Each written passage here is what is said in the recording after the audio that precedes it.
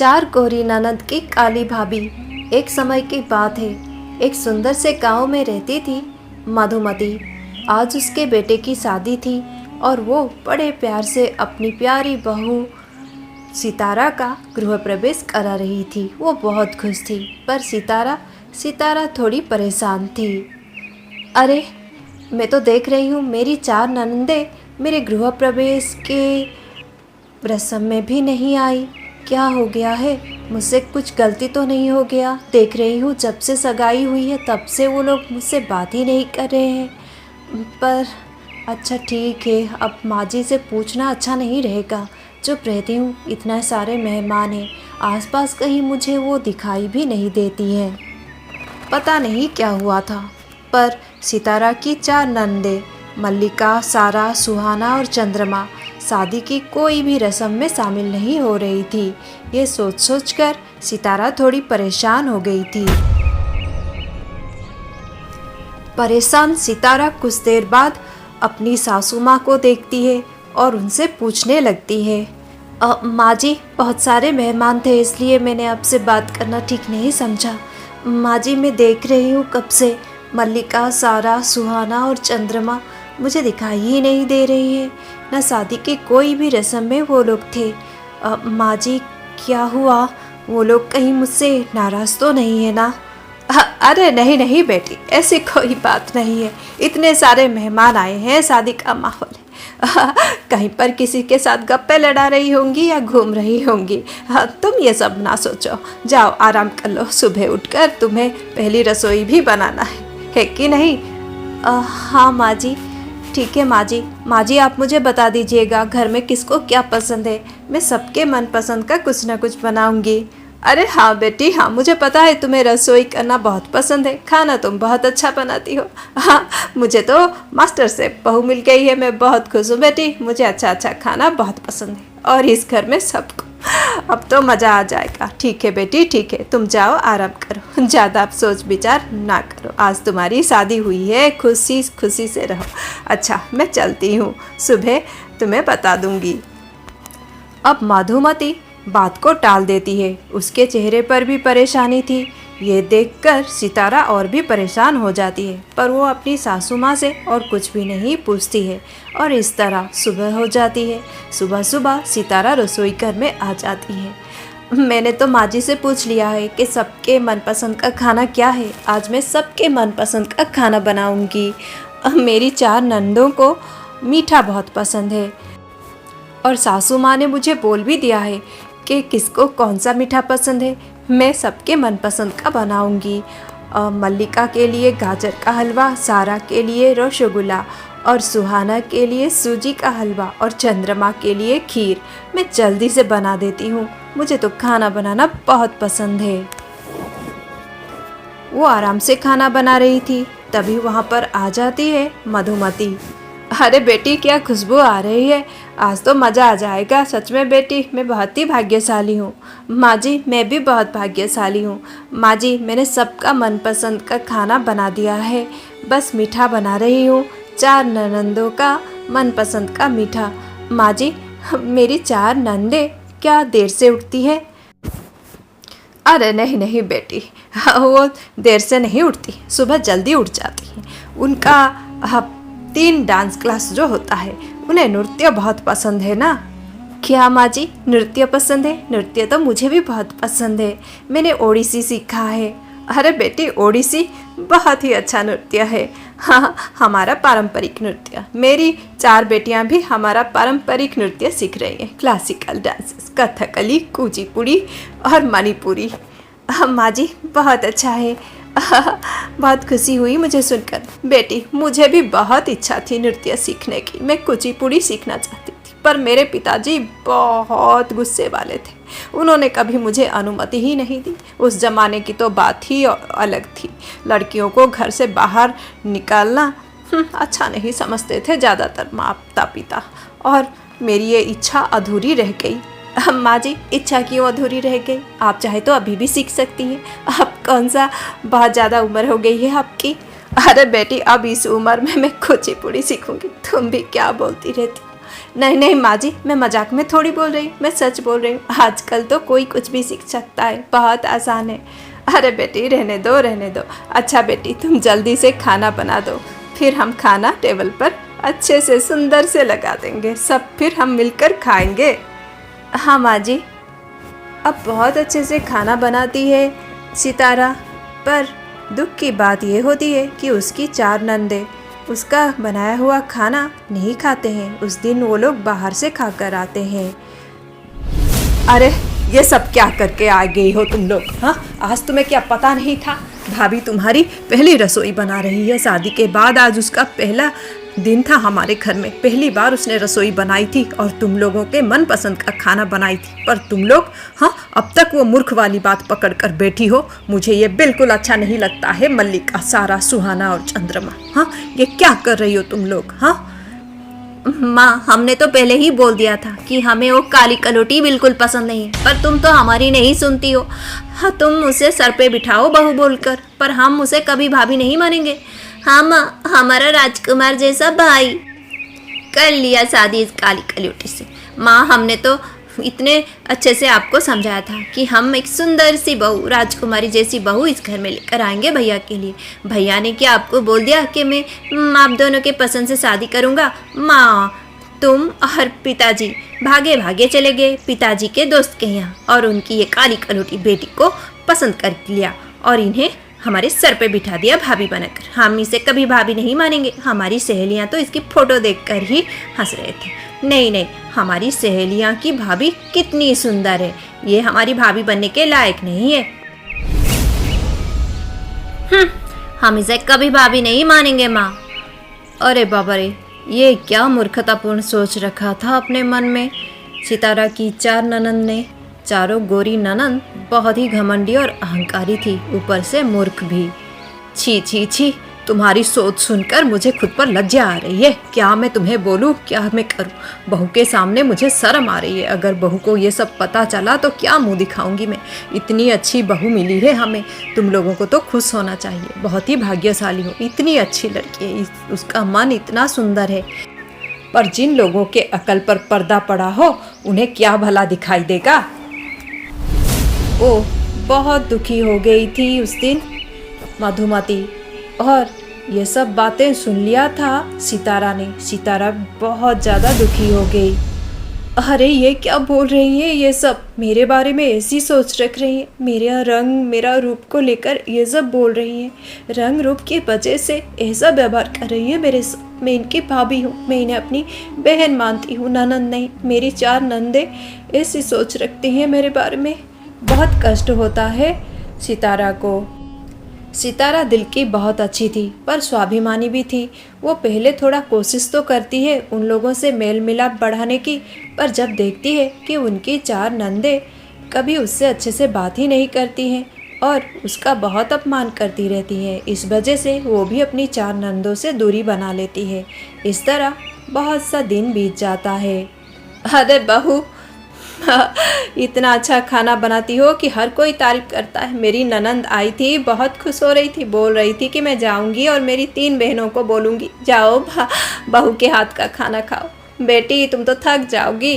माँ जी, मुझे खाना बनाना बहुत पसंद है, मैं बना लूँगी। अच्छा माँ जी बोलिए, आज खाने में क्या बनाऊँ? अरे बेटी क्या बोलूँ मैं, वो चारों तो मुँह फुलाए बैठी हैं। पता नहीं हमेशा उनका ऐसा ही ड्रामा रहता है। माँ जी, आप मेरी 4 नंदों के बारे में बोल रही हैं? हाँ बेटी, अब तुमसे क्या छिपाना, बहुत ही मूर्ख है। तुम तो सब कुछ जानती हो। उनकी मूर्खतापूर्ण सोच मुझे बिल्कुल अच्छा नहीं लगता है। माँ जी क्या हुआ? क्या हुआ क्या बेटी? देखो ना, उनके कॉलेज के तरफ से कोई नृत्य कंपटीशन है शहर में, चारों शहर जाना चाहती हैं। माँ जी ये तो बहुत ही अच्छी बात है। मेरी 4 नंदे बहुत अच्छा डांस करती हैं, जरूर जीतेंगी माँ जी, आप क्यों मना कर रही हैं? घर की सम्मान बढ़ाएंगी। अरे बेटी, पर वो नृत्य तो आजकल का आधुनिक नृत्य है, मुझे बिल्कुल पसंद नहीं। और तुम्हारे ससुर जी को भी, ना ही घर में किसी को। ताऊ जी को, उनके ताऊ जी सुनेंगे तो बहुत गुस्सा हो जाएंगे। भैया को ये सब बिल्कुल पसंद नहीं, और मेरी जेठानी को भी, मेरी 4 नंदों को भी पसंद नहीं है। सब सुनेंगे तो बहुत गुस्सा हो जाएंगे। इन्हें नृत्य का शौक था मेरे जैसा, इसलिए मैंने इन्हें इतना अच्छा नृत्य सिखाया। माँ जी वो भी तो बहुत पसंद करते हैं ये सब नृत्य, और आधुनिक नृत्य में क्या खराबी है, वो भी नृत्य है माँ जी। और बहुत से बच्चे हैं, बहुत ही प्रतिभावान हैं, मैंने देखा है, बहुत सुंदर नृत्य करते हैं। माँ जी आपको मना नहीं करना चाहिए। अरे बेटी क्या बोल रही हो तुम? हाँ, हमारा इतना बड़ा खानदान है, गांव में बातें होगी। माँ जी इस वजह से आप अपनी बेटियों की प्रतिभा को छुपा लेंगी? माँ जी वो हर तरह की नृत्य कर सकती हैं, उनमें कितनी प्रतिभा है आप सोचिए। वो क्लासिकल भी कर सकती हैं और मॉडर्न डांस भी कर सकती हैं। अगर वो मॉडर्न डांस में प्रतियोगिता में भाग लेना चाहती हैं तो आप मना क्यों कर रही हैं? उन्हें जाने दीजिए माँ जी, उन पर विश्वास रखिए। देखिए माँ जी आप भी तो बोल रही थी ना कि आपको कुचिपुड़ी सीखनी थी, पर घर वालों की वजह से, आपके परिवारों की वजह से आपने अपनी इच्छा को दबा दी है कि नहीं? अब आप कितनी दुखी हैं। हाँ बेटी वो तो तुम सही बोल रही हो, पर तुम्हारे ससुर जी, माँ जी आप अगर समझाएंगी तो पिताजी ज़रूर मान जाएंगे। पिताजी बहुत अच्छे हैं। अच्छा ठीक है बेटी, मैं उनसे बात करूँगी। बेटी एक बात बोलूँ, सच में मैं अब बिल्कुल चिंता मुक्त हो गई। देखो तो तुम मेरी बेटियों के बारे में सोच रही हो, भले वो तुम्हारी इज्जत नहीं कर रही, तुम्हें सम्मान नहीं दे रहे। माँ जी ये अलग बात है, मेरा भी स्वाभिमान है, इसलिए मैं भी उनसे दूरी बना कर रखती हूँ, पर मेरे मन में उनके लिए कोई घृणा नहीं है। मैं बहुत खुश हूँ माँ जी कि वो इतनी प्रतिभावान हैं, सुंदर हैं, सुशील हैं और बहुत ही अच्छी हैं। भगवान उन्हें हमेशा खुश रखे, भगवान इस परिवार को खुश रखे माँ जी, और भगवान तुम्हें भी बहुत खुश रखे बेटी। सच में आज मैं दिल से बोल रही हूँ कि तुम मुझे मिली हो, मैं बहुत ही भाग्यशाली हूँ, मेरी ऐसी बहू है। अब बहुत खुश हो जाती है मधुमती और अपनी 4 बेटियों को वो शहर डांस कंपटीशन भेजने के लिए तैयार हो जाती है। ये बातें सुन लेते हैं सितारा के 4 ननंद। अरे 6 महीने से हम भाभी के साथ कैसा व्यवहार करते आ रहे हैं, उनसे सीधे मुंह बात भी नहीं करते और बात बात पर अपमानजनक बातें भी बोल देती हैं, पर देखो वो हमारे लिए कितनी अच्छी सोच रखती है। हाँ दीदी हम कितने मूर्ख हैं, सच में माँ सही बोलती है, हम बहुत ही ज़्यादा मूर्ख हैं। पढ़े लिखे हैं, क्लास में फर्स्ट आते हैं, डांस कंपटीशन में फर्स्ट आते हैं, पर देखो हमारी अक्ल तो घास चढ़ने की है दीदी, घास चढ़ने की। कैसी मूर्खता वाली सोच रखते हैं हम। हमारी भाभी कितनी सुंदर है, कितनी अच्छी है। आज भाभी को देख रही थी, बहुत ही सुंदर लग रही थी। जिनका मन सुंदर होता है वही सबसे सुंदर होते हैं दीदी। अरे तुम सही बोल रही हो, हम ही मूर्ख हैं। इसीलिए तो महान व्यक्ति ने बोला है कि सुंदरता देखने वालों की आंखों में होता है। हमारा मन सुंदर नहीं था, हमारी देखने वाली आंखें सुंदर नहीं थी, इसलिए हम भाभी का सुंदर रूप नहीं देख पा रहे थे। चलो हम भाभी को चलकर माफ़ी मांगते हैं, आज भाभी के वजह से हमारा सपना पूरा हो रहा है। अब 4 गोरी ननंद सीधा अपनी काली भाभी के पास जाती हैं। उनकी भाभी सबसे सुंदर है, आज उन्हें पता चला। वो बहुत खुश हैं। जाकर वो अपनी भाभी से माफ़ी मांगती हैं और अपनी भाभी से गले लग जाती हैं। अब सितारा भी उन्हें माफ़ कर देती है और इस तरह उस घर में अब खुशहाली ही खुशहाली है। नफरत की कोई जगह नहीं है, बस प्यार ही प्यार है। जमींदारनी की बहू ने बनाए लड्डू। एक समय की बात है, एक सुंदर सा गांव था सुवर्णपुर, नदी के किनारे बसा था। उस गांव में ब्याह करके आई थी मल्लिका। मल्लिका दिल की बहुत अच्छी थी, कर्मठ थी और हर काम बहुत ही अच्छे से करती थी। उसकी शादी को अब 6 महीने हो गए थे। उसके ससुराल वाले थोड़े गरीब थे। पति गोपाल दिन भर खेत में काम करता था, उनके पास थोड़े से ज़मीन थे और सासू माँ लीलावती मल्लिका को बहुत स्नेह करती थी। घर में बहुत शांति था, पर मल्लिका चाहती थी कि उसका घर में उन्नति हो और घर की आर्थिक अवस्था सुधर जाए, इसलिए उसने अपने पति की मदद करने की सोची। मल्लिका बहुत अच्छा खाना बनाती थी। अब वो गांव में किसी के घर में शादी या फिर कोई फंक्शन हो तो खाना बनाने जाया करती थी। उसके बनाए हुए खाने की बहुत तारीफ होती थी। अच्छा खासा पैसा कमाने लगी थी वो। अरे बेटी, मुझे ये अच्छा नहीं लगता है, थोड़ा तो आराम कर लिया करो। रोज़ तुम किसी ना किसी के घर में जाकर खाना बनाने लगती हो बेटी। ठीक है, हफ्ते में 2 बार जाया करो। माँ जी, पैसे आ रहे हैं, मना क्यों करूँ? और फिर मुझे खाना बनाना बहुत पसंद है, आपको तो पता है ना। हाँ बेटी, पर मुझे अच्छा नहीं लगता है, तुम इतना काम करती रहती हो। अब माँ जी, कोई बात नहीं, पैसे आ रहे हैं, मना करना ठीक नहीं लगता है। सास बहू दोनों बड़े ही प्यार से बातें कर रही थी। तभी वहाँ पर आ गई जमींदारनी की नौकरानी चंपा। अरे भौजी, एक काम था, आई हूँ। अरे हाँ हाँ चंपा, बोलो। हाँ, वो क्या है कि हमारी मालकिन ने मुझे भेजा है, लड्डू बनाने हैं। उनके घर में पूजा होती है ना, साल में एक बार ये विशेष पूजा होती है। हर साल तो मालकिन ही बनाती आ रही हैं, उनकी परंपरा है कि घर की बहुएं ही बनाएंगी लड्डू। पर इस बार नियम बदल गया है जमींदारनी के यहाँ। अरे ऐसा क्यों? ऐसा क्यों क्या? ऐसी बहुरानी आएगी तो और क्या करेंगी? उनकी बहुरानी चंद्रकांता, क्या ही बोलूँ मैं, इतने नखरे वाली रे बाबा। खुद को राजकुमारी समझती है, शहर से आई है ना, बहुत पढ़ी लिखी है, अमीर घर की बेटी है। बोल रही है ऐसे रसोई में वो कदम नहीं रखेंगी, उन्हें तो मॉडर्न किचन चाहिए, मॉडर्न किचन, स्मार्ट किचन। अरे वो क्या होता है? होता है भौजी, कुछ होता है शहर में, सबके रसोई घर में ऐसा कुछ होता है, मॉडर्न किचन जैसा कुछ। हाँ, पर मालकिन ने बोला है कि तुम्हें बुला लूँ तो तुम लड्डू बना दोगी। तो भौजी, आप आ जाओगी ना कल? हाँ हाँ, आ जाऊँगी। आप बोल देना मालकिन को, मैं ठीक समय पर आ जाऊँगी।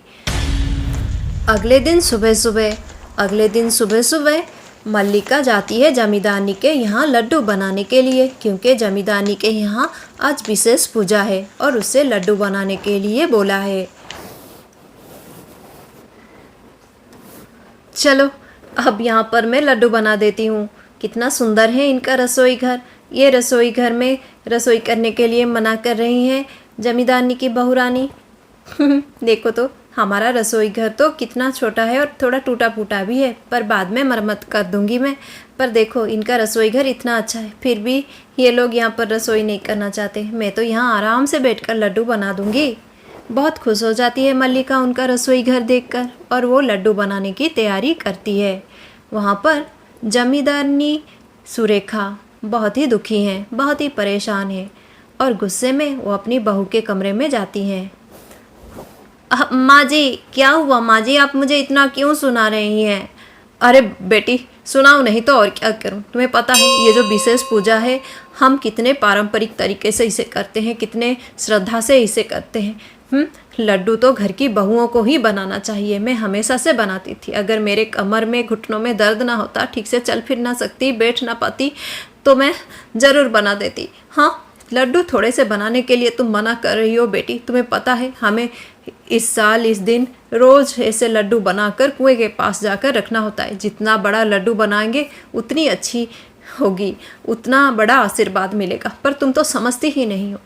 ओ मम्मी जी, आप भी ना क्या अंधविश्वास सब मन में पाल के रखी हो। मैं ये सब बातें नहीं मानती। अरे बेटी, भले तुम ना मानो, पर घर के लिए तो कर दो। थोड़े से लड्डू बनाने के लिए ही तो बोल रही हूँ। बाद में तो मैं बना ही दूंगी तुम्हारा मॉडर्न किचन, थोड़ा सा समय लगेगा। मम्मी जी, मैं वहाँ बैठकर नहीं बना सकती। अब परेशान जमींदारनी बहुत समझाने की कोशिश करती है, और इधर चंद्रकांता देखती है कि उसकी सासू माँ बहुत नाराज़ हो रही है उसके ऊपर। अच्छा ठीक है मामी जी, कर दूंगी, पर एक लड्डू करूंगी बस। हाँ, जो लड्डू कुएं के पास लेकर रखना है ना, वो लड्डू ही करूंगी। बाकी सारे लड्डू वो मल्लिका आई है, वो कर देगी। हाँ बेटी, ठीक है, तुम बस एक लड्डू बना दो और कुएं के पास वो लड्डू तुम श्रद्धा के साथ लेकर रख दो। बेटी, जितना बड़ा लड्डू बनाओगी उतना अच्छा होगा। हाँ हाँ मम्मी जी, मैं समझ गई। ठीक है, मैं जाती हूँ आपकी रसोई में लड्डू बनाने। पर माँ जी, जल्दी आप इस रसोई को मॉडर्न किचन, स्मार्ट किचन बना दीजिए, नहीं तो मैं नहीं जा सकती। परेशान हो जाती हूँ मैं। अब गुस्से में पैर पटक कर जाती है चंद्रकांता लड्डू बनाने के लिए। पर चंद्रकांता तो ओवर स्मार्ट थी। वो जाती है और मल्लिका को बोलने लगती है, मल्लिका, लड्डू बनाने की तैयारी कर रही हो क्या? सुनो ना, मेरी एक मदद कर दो। तुम्हें पता है ना मैं कितने कॉस्टली मैनिक्योर किया है, मतलब हाथों की सफाई की है, नेल पेंट लगाया है, बहुत सारा खर्चा हुआ है, ऊपर से हाथों में थोड़ा दर्द भी है। मैं लड्डू नहीं बना सकती। ये रसोई घर तो देखो, कितनी बार बोला मैंने सासू माँ को मॉडर्न किचन बना दो, मॉडर्न किचन बना दो, पर नहीं सुनती। अच्छा सुनो ना, मेरी एक मदद कर दो, तुम मेरे बदले लड्डू बना दो। और हाँ, सासू माँ को बिल्कुल ना बताना कि तुमने लड्डू बनाए हैं, ऐसा बोल देना कि लड्डू मैंने बनाए हैं। और हाँ, लड्डू जितना बड़ा बना सकती हो ना उतना बड़ा बनाओ, सासू माँ खुश हो जाएंगी। फिर मैं चुपके से आऊँगी और लड्डू को लेकर कुएं के पास रख दूँगी, सासू माँ भी खुश और मेरा काम भी हो जाएगा। मैं तुम्हें अच्छा सा उपहार दूँगी मेरी प्यारी बहन, प्यारी सहेली, प्लीज़। पर दीदी, ये क्या अच्छा रहेगा अगर मालकिन को पता चला? ऊपर से ये आपकी घर की परंपरा है, अगर आपकी सासू माँ ने ऐसा बोला है तो आपको मानना चाहिए। बस एक लड्डू की तो बात है, मैं आपको सिखा देती हूँ कैसे बनाना है, आप झट से बना दीजिए। बस एक लड्डू ही तो बनाना है, बाकी सारे लड्डू तो मैं ही बना दूँगी। अरे तो मुझे और ना सिखाओ, ये तेल लड्डू अब मैं अपने हाथों में छूँगी। बोला ना तुम्हें, मैनिक्योर किया है और हाथों में दर्द है। ये सासू माँ का तो ऐसे झमेला लगता ही रहेगा। तुम्हें नहीं पता है क्या, पीछे ही पड़ गई हैं, मुझसे ये सब नहीं होता। मैंने जो बोल दिया बोल दिया, जल्दी से लड्डू बना दो और चुपके से मुझे बुला देना, मैं आ जाऊँगी और लड्डू लेकर कुएँ के पास रख दूँगी। समझ गई ना? तुम लेकर कुएँ के पास मत रख देना, मैं ही रखूँगी जैसे लड्डू मैंने बनाया हो, ठीक है? अब वो बहुत ही बाध्य करने लगती है। मजबूरी में मल्लिका को चंद्रकांता की बात माननी पड़ती है। अब मल्लिका बहुत बड़ा लड्डू बना देती है और चंद्रकांता उस लड्डू को देखकर खुश हो जाती है और चुपके से आती है, उस लड्डू को लेकर कुएं के पास रख देती है और सासू माँ को बोलती है कि लड्डू उसने बनाया और वही कुएं के पास रखाई। ये सुनकर बहुत खुश हो जाती है सुरेखा। अरे वाह, कितनी अच्छी बहू मिली है मुझे। चलो अच्छा हुआ, कुएं के पास जो लड्डू रखा जाता है वो तो मेरी बहू ने बना दी। हाँ, अब कोई असुविधा नहीं, जैसे हमेशा इस घर पर कृपा बनी रहती है ऐसे ही रहेगी। मैं बहुत खुश हूँ, बहुत खुश हूँ। अब बहुत खुश हो जाती है जमींदारनी, उससे लगता है उसकी बहू ने सारा काम अच्छे से किया है, पर असलियत तो कुछ और थी। लड्डू तो मल्लिका ने बनाए थे। अब दिन बीतने लगते हैं, पता नहीं क्या विशेषता थी, क्या ये विशेष पूजा थी जो वो लोग लड्डू बनाकर कुएं के पास रखते थे। गांव में फुसफुसाहट होती है कि इस वजह से उनके घर में बहुत ही आर्थिक लाभ होता था, बहुत ही धन बढ़ता था। इसलिए जमींदार और उसका परिवार ये पूजा बहुत ही अच्छे से श्रद्धा से करते थे। पर इस बार तो कुछ और ही हो गया था, क्योंकि लड्डू चंद्रकांता ने नहीं, मल्लिका ने बनाया था। अब कुछ दिन बीत गए, अचानक से कुछ अद्भुत सा हुआ। मल्लिका की किस्मत ही बदल गई। मल्लिका ने एक लॉटरी की टिकट खरीदी थी, पर आज तो उसकी लॉटरी ही लग गई, वो भी पूरे 5 करोड़ की। उसकी तो किस्मत ही बदल गई, वो लोग बहुत अमीर हो गए। ये क्या गजब हुआ उसके साथ, कहीं उस विशेष पूजा के लिए तो नहीं हुआ? पता नहीं, जो भी था उसकी किस्मत बदल गई थी।